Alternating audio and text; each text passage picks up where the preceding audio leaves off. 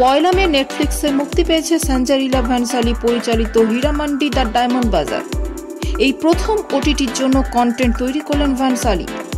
একগুচ্ছ তারকা অভিনেতা ও অভিনেত্রীদের নিয়ে তৈরি এই সিরিজে মিশ্র প্রতিক্রিয়া পেয়েছে।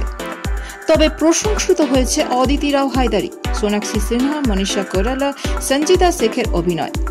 যদিও প্রবল কটাক্ষ ও সমালোচনার শিকার হতে হয়েছে শারমিন সেহগালকে। তার অভিনীত আলমজেব নিয়ে চর্চার শেষ নেই সোশ্যাল মিডিয়ায়। অনেকে ফের তুলেছেন নেপোটিজম প্রসঙ্গ, কারণ তিনি ভানসালীর বোনঝিও বটে। এই আবহে বাধ্য হয়ে নিজের একাধিক পোস্টের কমেন্ট সেকশন বন্ধ করলেন অভিনেত্রী। সঞ্জয় লীলা ভানসালীর রাজ্জাক দেন লাইভ প্রোডাকশনের জন্য খ্যাতি রয়েছে। যে কোনো পিরিয়ড ড্রামা বা ঐতিহাসিক চরিত্র খুব নিখুঁতভাবে পর্দায় ফুটিয়ে তুলতে পারেন সঞ্জয় লীলা ভানসালী। এই কথা সকল সিনেপ্রেমীরাই বিশ্বাস করেন।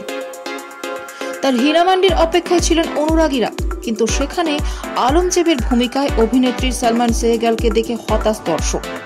কটাক্ষের বন্যা সোশ্যাল মিডিয়া জুড়ে। অনেকেই দাবি কেবলমাত্র তারকা পরিচালকের বঞ্চি হবার সুবাদে তাকে এই চরিত্রে কাস্ট করা উচিত হয়নি। ফের উঠেছে নেপোটিজমের প্রসঙ্গ। একাধিক কুমন্তব্যে ভরেছে তার পোস্টগুলি। সম্প্রতি এই আবহে নিজের পোস্টের কমেন্ট বক্স বন্ধ করলেন তিনি।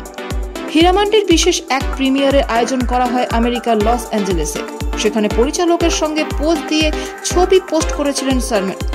সেখানে কমেন্ট বক্স ভরে ওঠে একের পর এক নেতিবাচক মন্তব্যে।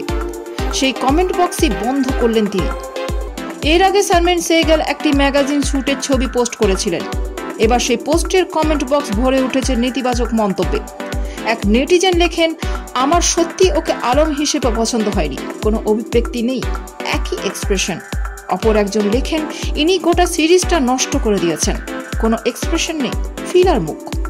একজন লেখেন, আমি বুঝতে পারছিলাম না উনি হাসছিলেন নাকি ওটাই ওর সাধারণ মুখ, গম্ভীর দৃশ্য মনে হচ্ছিল উনি হাসছেন।